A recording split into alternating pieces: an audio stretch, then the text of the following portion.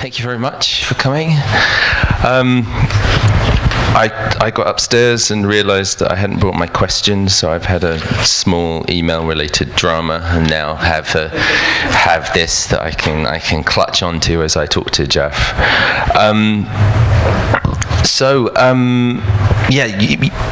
I don't know. Do you actually remember how you introduced yourself to me when we first met?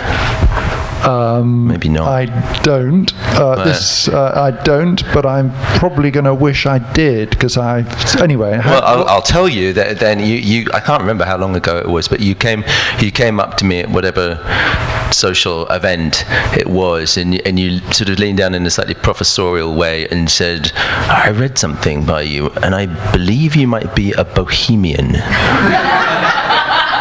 I am a bohemian too.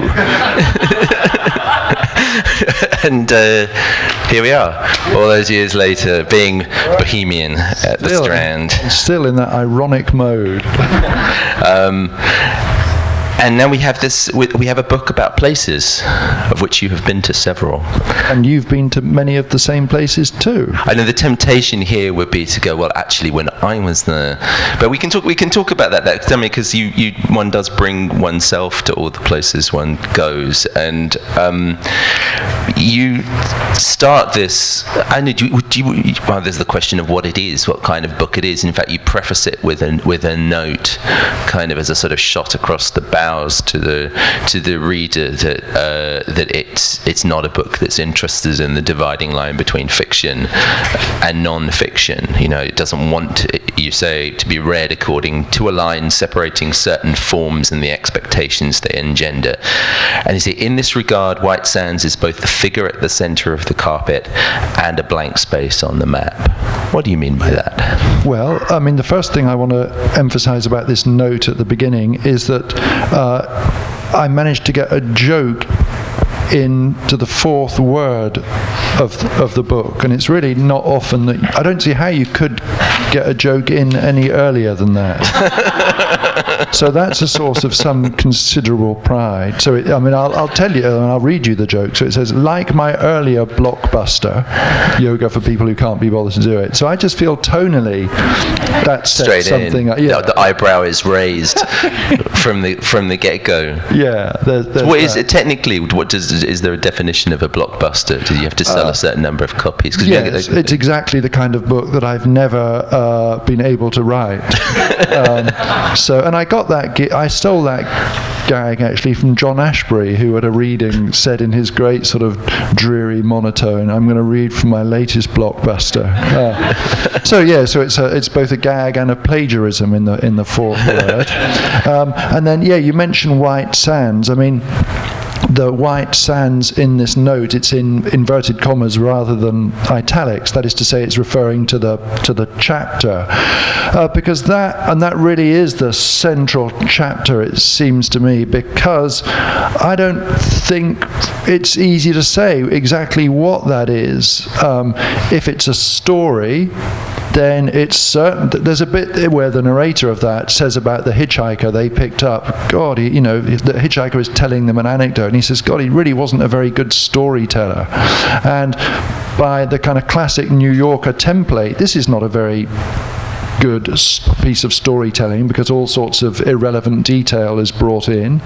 It's also a kind of essay on some Taryn Simon photographs, and if I were to read it out to you tonight, which I'm not going to do, you're spared that. I think I think part of the interest, if it has any, would be trying to work out, God, what is this? What is this I'm hearing? And it would be very, very difficult. I think there'd be very little consensus about whether it was fiction or non-fiction.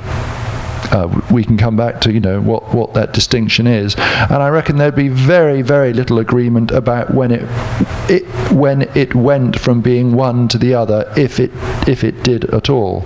I mean, it feels gauche to ask, what really happened, but you're also, not very interested in the mechanics of narrative. I remember ages ago you were doing something at 192, and somebody asked you, I don't know apropos of what, but somebody asked you whether you like Coen Brothers movies, and they just a look of such disgust crossed your face. I mean, I think, as far as I can tell, because they're a very plotty kind of filmmakers, everything is a beautifully constructed clockwork narrative. Like everything you find distasteful. Oh, how great, Harry! We can start disagreeing straight. Well, no, I'm not going to stand up here for the Coen Brothers necessarily. No, but my objection far too subtle to do that.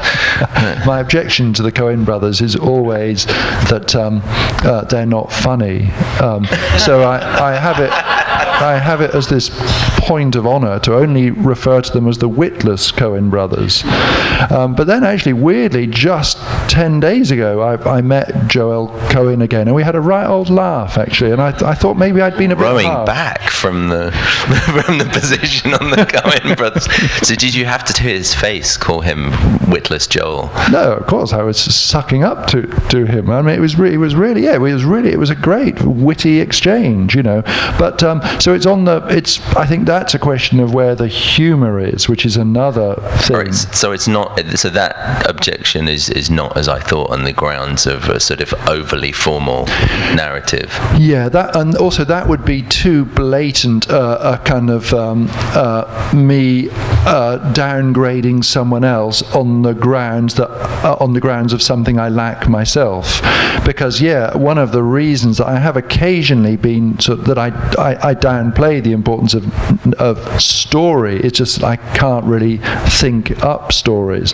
But equally, I mean, I'm always aware when when I sort of form these alliances with sort of writers who say, oh yeah, the novel is absolutely finished and we just want the metaphysics and stuff. I read kind of books like that, and then in no time at all I've got this craving for some sort of narrative traction.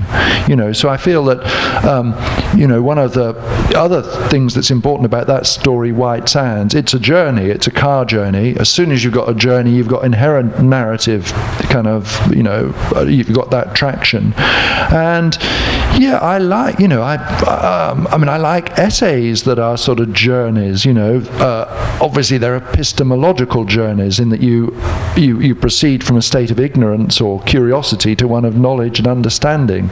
One way or another, whether it, so that implies some sort of form. And some sort of narrative, I guess. So I do like that, albeit perhaps not in some of the more straightforward ways that we get it. I'll sort of jump on to this, because since we've started talking about this, you're in Papeete, you're going after Paul Gauguin. This is classic kind of in the footsteps of travel narrative that a certain other sort of writer would produce, sort of mountains of lush prose from, and you're increasingly dissatisfied with the situation you find yourself in. It's failing to achieve its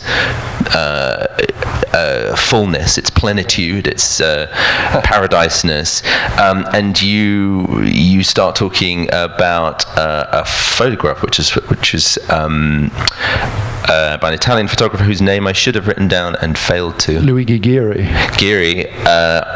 And it's a photograph of an empty soccer goal. Yeah. And it's a sort of frame of absence, and you talk about that. You say, under the spell of this recessive teleology, the goal within the goal, I saw that the intended purpose of coming to Hiva, a Gauguin pilgrimage, was framed not by the lack of a larger goal, but by a larger lack of goals, by an all-engulfing purposelessness. So, I mean, it seems you're making there's the gesture towards narrative. The hitchhiker gets into the car with all the sort of noir possibilities of that, and then it drifts away again in a sort of entropic way. Is that your relationship to meaning? I think that's very nicely put. And I mean, Geary is such an amazing photographer, and I think one of the things about this picture is its absolute refusal of narrative, but my God, there's this it focuses our attention absolutely, doesn't it? I mean, it's one of the stillest still photographs you'll ever see. So and I think there's one of the things about Geary, a photographer that I've only recently discovered. His pictures are so mysterious, and I guess that's something else that you have to have going on if you haven't got the much capacity to come up with stories, some sort of mystery, some sort of suspense. I think, because otherwise, geez, what's in it for the what's going to keep the reader going? But you always seem to take a pleasure in your work, in your failure to live up to expectations, your own expectations and sort of formal expectations as well. I think I never feel more pleasure coming up off the page than when you've decided not to like something you are supposed to like. And you're absolutely. I'm so that word expectations is so. I talk about the reader's expectations, because this is something which I've become so convinced of in terms of form.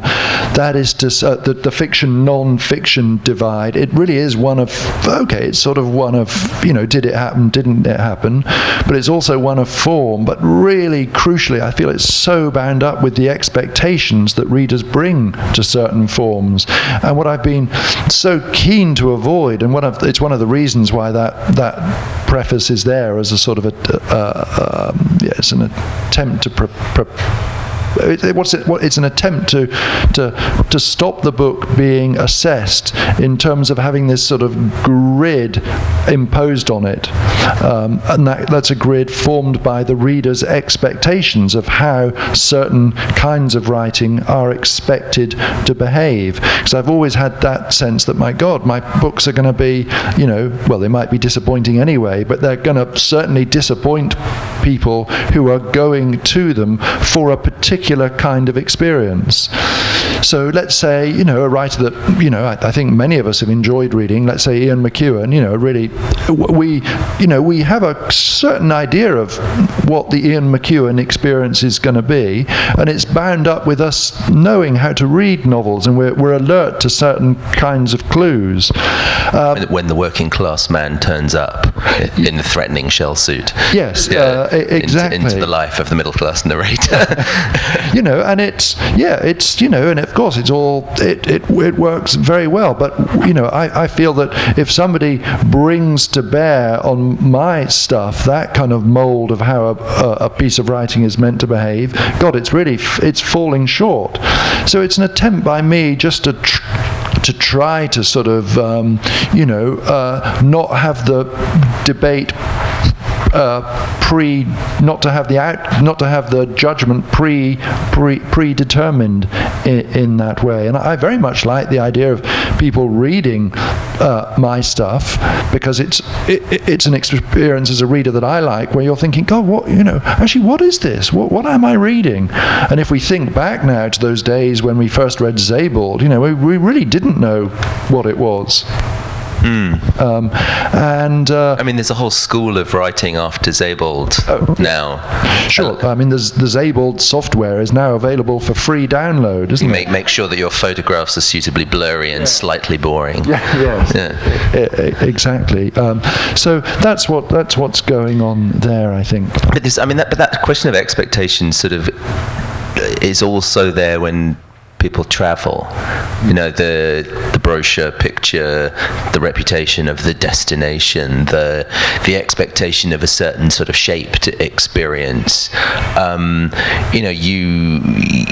You have a think about that photograph of the couple on the Thai beach, which could be a very sort of banal picture of a perfect paradisiacal beach, and you note that that's actually the site of a murder. And so there, and this is a picture of somebody of a couple taking a picture of possibly nothing, or possibly their relationship with that space and their relationship with the fact that previous travellers have been murdered and so on and so forth. I've drifted off one question into another. I wanted firstly to talk about how you travel, and with that, and how you negotiate that weight of expectation. So maybe let's talk about that first. I guess there are two ways there are three ways, I think, of traveling, whereby the yoga book that came out a few years ago, many more chapters in that were just travels mainly with my wife, where we went to a place under our own steam and just happened to have some kind of adventure, which I then wrote up. Then there would be the other thing where I've gone to a place specifically, knowing I was going to write about it. So that's true of the Gauguin piece here. It was true of the Libya piece in yoga. And then there's the third way of traveling, which I've done more of in the last several years, where you go on some sort of book-related thing. And I found that relatively few adventures have emerged from that. So it's a less productive way of traveling in terms of writing, but God, it's kind of nice. And it's less productive because of you're expecting to have a book-shaped experience, or you were hoping for something that would fit a certain slot in your No, I think because so many of the random things and accidents are removed. So it's great. You arrive, you're met at the airport, you're taken to your hotel, you're parachuted into the middle of a sort of scene. I mean, it's great, but it doesn't have any of the potential for mishap and sort of random things happening is greatly diminished. I guess the exception in... I see what you mean. You're talking about festival travel rather than like research travel. I see what you mean. And then, of course, then within those, the second form of travel where you're going to a place in order to write about it, then, you've got this stress or tension whereby your antennae are really out, ready, and you're really, you're wanting to observe everything, and then you're always concerned that maybe the experience is not delivering. Or I sometimes find that I've kind of just, by the time I get to the good bit, I've used up my concentration. So that kind of, I often feel that the part of a trip where I've really, really so attentive to everything is the journey in the taxi from the airport, when you're traveling through the most uninteresting part of wherever it is you're going, but you're so excited to be in a new place, you're really noticing everything, so there's but yeah, the crucial thing is, for me in Tahiti, the Gauguin experience was so incredibly disappointing. Perhaps not surprisingly, because I got there so late in the day. 100 years too. Yeah, and there's a critic that I quote in the book saying, by the time Gauguin got there, Tahiti was already a sort of symbol of paradise lost. I mean, you talk about you tell the story of Adam and Eve and the apple, and very cleverly outline the structure of the fall, and the apple tastes disappointing, and they begin to wonder if there could be other apples that taste better, and by that logic about maybe this apple isn't the be-all and end-all of the experience of eating an apple, they then begin to suspect that paradise is not here. And there's nowhere, I think, that's got a greater weight of cultural expectation than the beach, the paradise beach. That particular structure of experience, the expectation of the fine grain of the sand and the blue of the ocean and so on. I mean, that's why that picture of the couple and the murder site is interesting. Yeah, exactly, and it's particularly a problem with Tahiti because it's because of the Gauguin myth of you're going there for this because of a painting. It's less reliable than a photograph even. And yeah, you're right. I mean, the beach is particularly, and it's particularly loaded with a capacity to disappoint. I mean, I've ended up living on a beach now, but Are you constantly disappointed? No, I mean, the beach where I lived, first of all, was Brighton in England, and that was just a source of just torment, because I went, it's something you see down there. People go from London for the weekend, and you can hear them saying, you can hear them saying what I said. Wow, it's great here. I want to live here because it's smaller than London and it seems so convenient.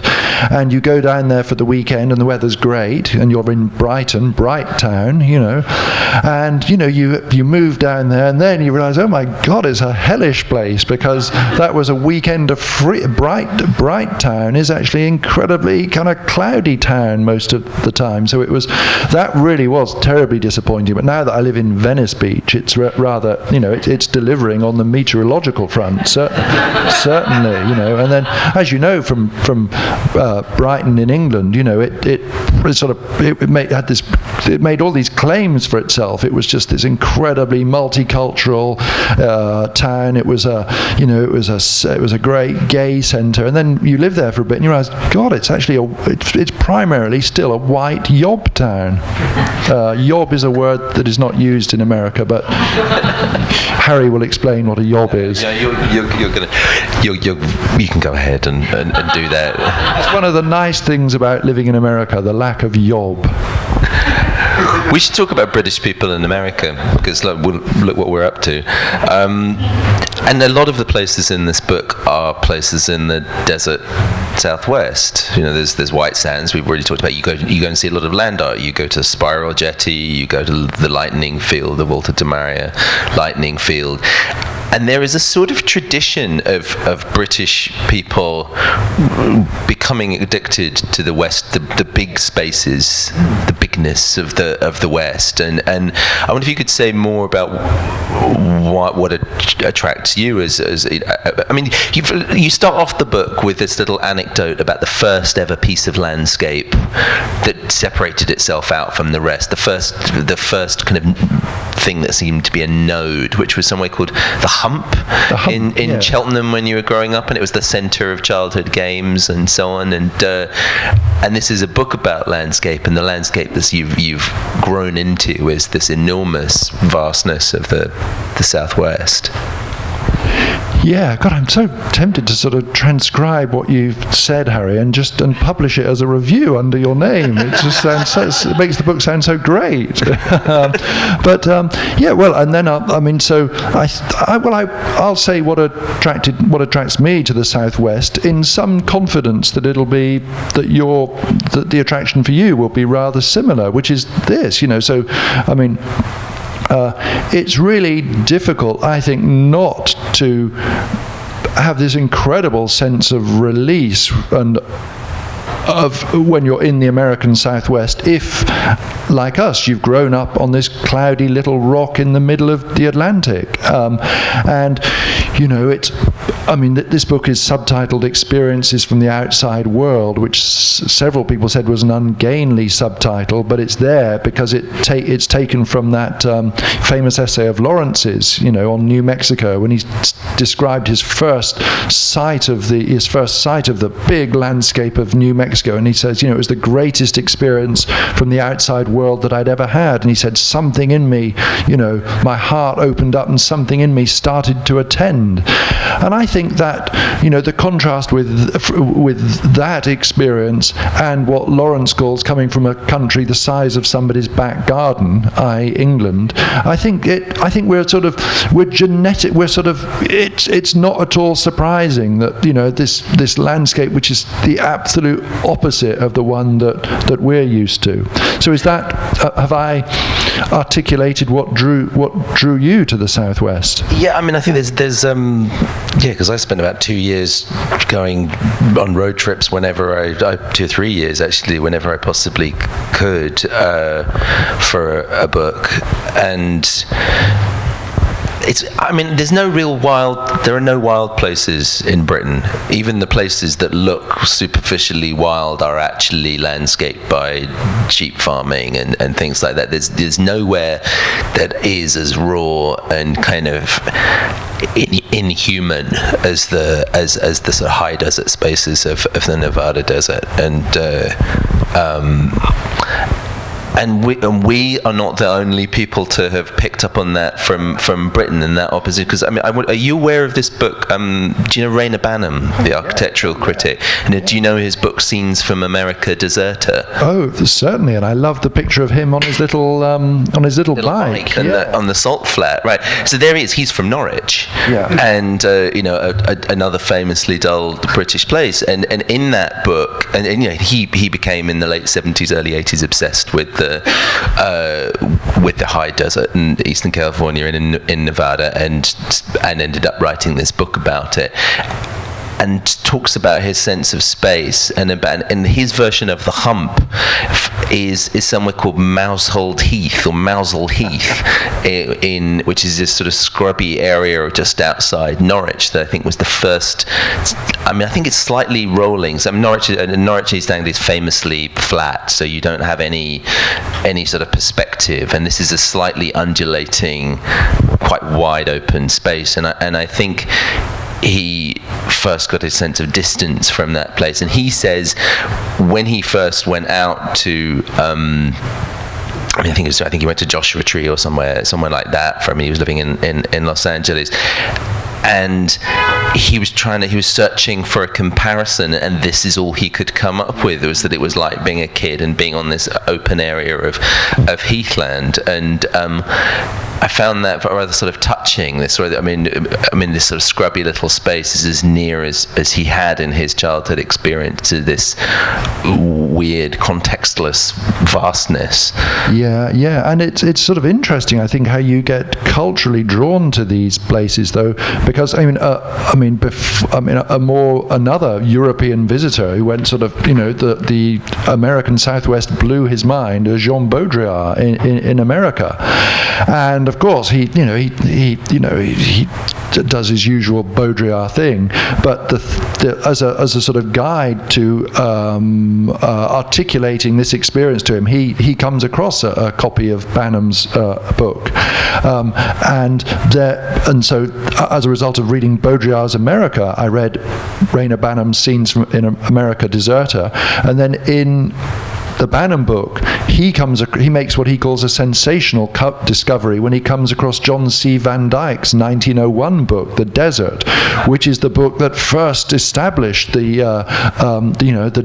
deserts of the American West as being a kind of category of the sublime, of things with their own aesthetic beauty, whereas previously they'd just been seen as a kind of, an abomination of nothingness, let's say. And the Van Dyke book is a complete confection. He was a Rutgers art history professor, and he implies in this book that he has spent a great deal of time on horseback, at some risk to his life from, thirst and Indians, roaming the deserts in order to write this book. And as it turns out, it was mostly seen from a train window.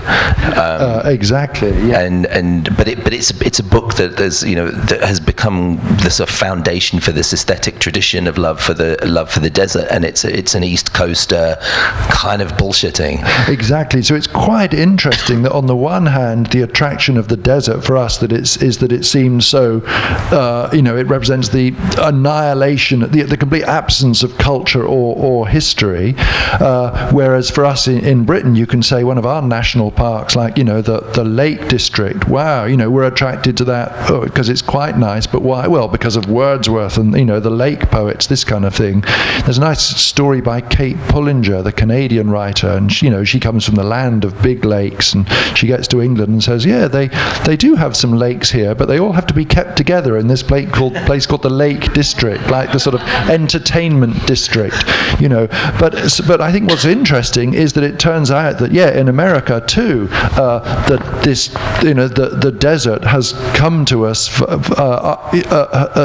There's a kind of cultural path that we can trace back, which we just have traced back rather cleverly, I think, in an off-the-cuff way. And Europeans in the West, are currently in Los Angeles. And in this book you position yourself, let's say, in the wake of the exiled Frankfurt School intellectuals who washed up in LA as a result of Nazism. And you make another pilgrimage. You go to Adorno's house, and you talk about your love of Minima Moralia, and you talk about how important it is to be known as someone who has read Adorno. And I too would like to be known as someone who's read Adorno. And so in order to underline that, I'm going to quote some Adorno and then ask you a slightly fake question on the back of it. So here's a quote from Minima Moralia, which is that the more tightly the world is enclosed by the net of man-made things, the more stridently those who are responsible for this condition proclaim their natural primitiveness. The discovery of genuineness as a last bulwark for individualistic ethics is a reflection of industrial mass production. Now, I think one of your strengths as a writer is your, we could call it a dialectical struggle between genuineness and all this business about the primacy of the individual experience and going off and having the moment, and your complete inability to have that moment, and your wish to undercut that, and your suspicion of that. I mean, I think that it must have rescued you through your life from all sorts of strange, Orientalist, Burning Man, beach party business. I should ask the question, shouldn't I? Your relationship to the authentic. You can also talk, if you like, about being a Frankfurt School intellectual in LA. Yeah, I mean, there's another sort of dialectical thing. I mean, that passage that you read from Adorno, it's so representative, isn't it? That shuttling back, and I could almost feel myself getting tense as you read it. So great, isn't it? Like, you wonder where he's going to take it. Yeah, he's just going to keep ratcheting it up until you sort of implode. And I think there's another kind of dialectical movement going on in my writing. What a sentence to have uttered. But actually, I mean, I was just saying you up for that, allow you to naturally talk about the dialectical movements within your writing. And I think it's the thing between, so with Adorno, it's going like that the whole time. And with me, I think one of the things that's going on in that Adorno chapter is between seriousness, where I'll make some really quite serious point, and then that's immediately undercut by something funny. And I think there are some of the bits that I most like in that book is where I just keep that kind of rally going between, on the one side, serious stuff and back and forth, and then at its best, actually, you can't tell the difference between the serious and the funny. So there's a bit where I can't remember what it is now, and I come out with this really quite brilliant passage, and then I say, oh, actually, but of course that's not me. That's Frederick Jameson that's Freddie Jameson glossing Teddy Adorno. So I think that's the kind of, and it would be, it seemed to me in some way it's sort of the only way that you can discuss Adorno, really, unless you want to go completely into sort of the jargon of authenticity, as he calls it. And I thought I sort of felt it enabled me to express my love of Adorno. It was the only register that seemed appropriate for that. And so how is it being a European in LA? I mean, are you like Brecht? It's heaven and hell in the same place. Yeah. Well, I mean, there's a lot of us there. We're all there for the same reasons. There's a lot of people in Venice, where I live, because it's the only bit of LA that is sort of, you can walk somewhere. Yeah, to get a exactly. Coffee. And then you're also aware of, just as you were saying, Harry, there's this such a tradition of British people there. So you're aware of just down the road, Isherwood and Bacardi living for all those years, and there's Huxley there. So there's been a lot of them. I mean, my particular relation with LA is defined by the film industry, which is to say that I've got absolutely no desire to write for film or television at all, and that makes life incredibly relaxing for me, because if I was knocking on the door in the way of that Brecht poem, it could easily be a source of torment. You know, that famous saying about LA, you know, in Hollywood, people can encourage you to death. You know, I'm so glad that makes it really incredibly relaxing to me. On the other hand, it means that there's no real point me being there. And I feel absolutely, you know, one of the nice things about New York is that you get here and within a couple of days you can feel like you belong. I'm absolutely convinced I could spend the next 30 years of my life in LA and never feel like I belong. I think I've never lived anywhere which feels so weirdly alien. That is my relationship to it. What else? I mean, there's so many joys of it. The main effect that it's had on me, though, is to make me love public transport even more than I did before I moved there. It was one of the great sources of happiness in my life in London to not own a car. Now I've become a car owner, you know, with all the unbelievable stress and the colossal expense and just the sheer head fuck that entails. You should really come here. I think it's got what you probably are looking for. But you see, now I've got that. Other than the blue sky. Yeah, but I've got that loss. I've become habituated to Los Angeles to the extent that New York seems really rather sort of compressed and noisy and. Which it is. Yeah, you know. So anyway, that's. We didn't talk about. So do you want to answer questions from the people? Because otherwise, it's just going to degenerate into me crowing about the fact that I got to see the Northern Lights and you didn't. Yeah, perhaps we should. There's a chapter in the book all about not seeing the Northern Lights. So rather bitchily, Harry sent me a lovely picture of is it you and your wife or just Katie? No, I was there. I'm taking the picture. Sorry. Right. No, I meant in the picture. I couldn't remember whether it's Katie. And they're all. Right. But I sent you 3 pictures of my wife today. Yeah, that was. But I couldn't remember if it's what the kids call a selfie. You were actually in it. But anyway, so there's this lovely psychedelic green, you know, swirl of colour which we didn't see. Let's not allow Harry that awful victory. So the Northern Lights are great. And does anybody have any questions for Geoff? Or I'll just carry on harassing him otherwise. I can bring you a mic if you got one. I don't need a mic. Cheers. You might do for the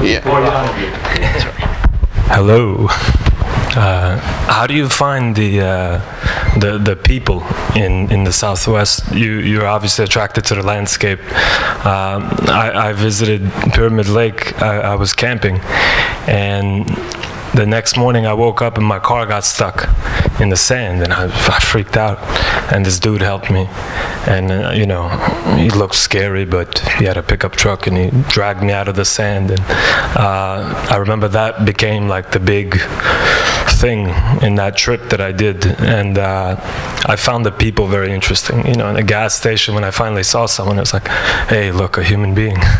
Yeah. And, well, I mean, I too have been stuck in a sort of sand thing near Death Valley, and a guy came and sort of helped us get the car out. The people, I mean, I've met more boring people in LA, I would say, than I have anywhere else that I've ever lived. But one of the great joys for me, I mean, first of all, about America generally, I mean, the people here in America, even in New York, which is considered by the rest of America to be the rudest place in America, the people here are incredibly polite. But it seems to me that you go to the Midwest and people are so polite. Then you get to California and they're so polite. So, I mean, just the experience of good manners and politeness. My wife and I have become, our manners have improved so much since. That has just been that is almost every day we just remark on it. So that's been just an incredible joy. What we haven't enjoyed is that classic LA thing of people sort of pitching things. Now, obviously, I'm not a studio executive. I'm not in a position to green light anybody's project, but still people sort of pitch themselves in a way just of sort of self-validation. And God, as I'm sure you know, there's only one way, there's only one human response when somebody pitches you anything, which is to stop listening. And this idea of just people sort of telling you what, you know, what they're up to, it's so, you know, it's not interesting. But we have met, we have now, it took us a while to sort of meet, to make friends with people who lived locally, because we're so reluctant to travel. Yeah. So you have a little social scene now in Venice. Yes, we do. That's nice. But you know, the real difference is that, you know, in Williamsburg, where I lived so happily, the core of my happiness there, Pips, the ping pong club, was a 3-minute walk away, and now the ping pong club is a 5-mile, you know, cycle ride from where we live at present. Do they not have tables on the beach there? Aren't there those sort of stone tables? Given the problem with wind, that would be not really viable. Nice. What a foolish observation. Nice that you've made a foolish observation at last. I'm trying to remember. It wasn't there. It must have been somewhere else where it was. Anyway, since he's now bored of me,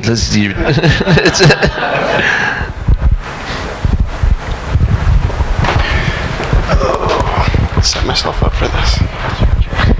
I can't remember if it's Garrison Keillor or Adam Douglas that said when he was older, he would travel to places and then live in 5-star hotels and then reminisce the days when he was backpacking and sort of suffering, but still have a grand time. Do you find yourself comparing when you return to a place? Are you saying I'm old? I mentioned older. That was a the kind of politeness that.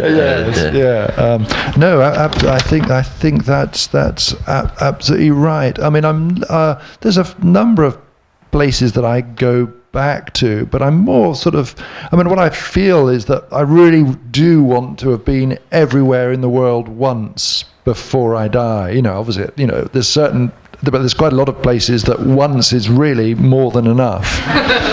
But I mean, I'm such a terrible creature of habit that when I go back to a place, I'm just condemned to just really just being stuck in this exactly the same furrow. And there are a number of places that we've been back to too often, you know. And I remember when we were in Zion, I nearly always go everywhere one time too many. I was, you know, as Hari knows, I was a total Burning Man evangelist for, you know, I was fully in the cult, and I felt I went to Burning Man one time too many. So that's what's going on there. Were you ever one for the kind of hardy, rough travel? I've always thought of you as a room service kind of a guy. Yeah. I mean, actually, I'd done nearly everything in my life too late. So my wife and I went on our sort of gap year, you know, university gap year backpacking thing when I was about 40. And yeah, we spent 4 months in Southeast Asia, you know, sort of backpacking, and it was great. It was amazing. Jeez, I mean, talking of room service, stayed in the only place I've ever been in where you could get LSD and ecstasy on room service. That really was pretty fantastic, and I'm really, really glad I'm not doing that anymore. Yeah, so we did have it's been, and I did a lot of, one of the reasons we pick up this hitchhiker, you know, I did a lot of hitchhiking when I was younger, and I think it's one of the real shames of the kind of post-Reagan, post-Thatcher thing, that hitchhiking has died out to such an extent, because it's a wonderful, it's a great thing, and we're always now like sort of some sort of sickos looking to abduct people. We're always on the lookout for hitchhikers because we want to get our round in, you know, but there are so few opportunities to do it now. But one of the great things about hitchhiking is that it really does, you know, it's the classic lesson of travel. You know, we actually have so little to fear from each other. You know, I hitchhiked a real lot, and I think you know, a couple of times a guy put his hand on my leg or something. You know, that was it. You know, we've been together ever since. just leaving that one open. You could work this up into a little comedy routine. I mean, we've got time for one or two more.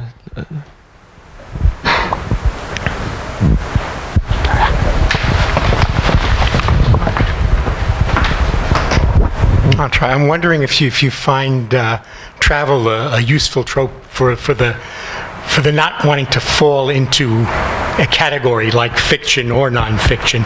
I'm thinking of But Beautiful and creating Well, except, you see, this is something, I feel that the travel book, it really has become quite a stay-at-home genre, you know. So I feel that if you're going to write a travel book, it has to travel from some of the templates that comprise a travel book. So Hari mentioned one, you know, the classic sort of in the footsteps of, or then there's the kind of really the journey undertaken with a obviously ridiculous form of transport. So, you know, around the world on a pogo stick, that kind of thing.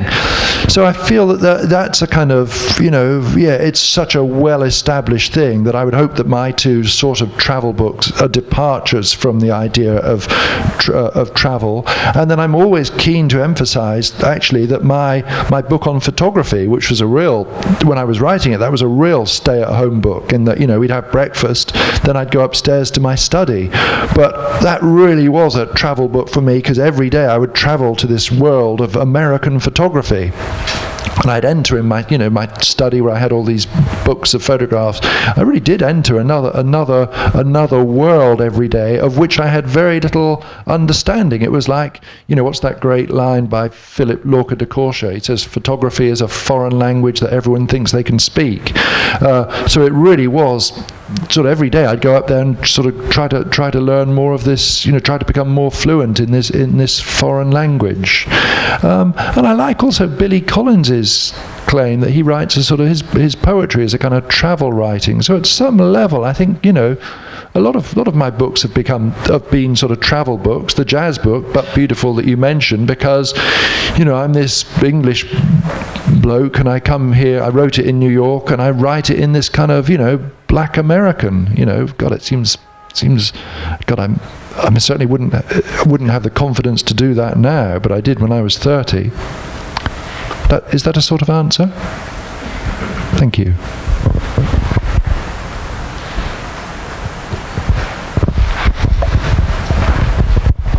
As Brits, I wondered if you had any impressions you wanted to share about the elections in London last week. Oh, yeah, I really do. I just fucking love the way we stuffed it to that scumbag Zach Goldsmith. Harry. What he said.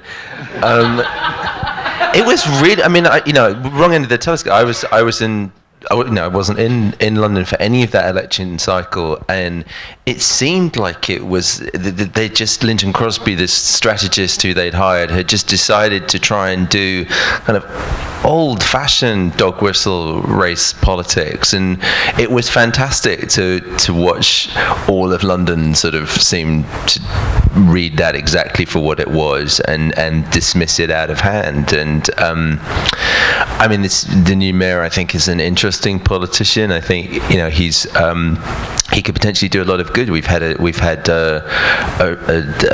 lazy so and so as the mayor for 8 years, of, a monster of ego who's just accelerated the process by which a great city is becoming a kind of piggy bank for foreign capital. I mean, London is in deep trouble. I mean, all the processes that are at work in New York are at work even more so in London. It's like a kind of donut now. The centre has been hollowed out because it's all just money is parked there rather than people living there and having, making lives there.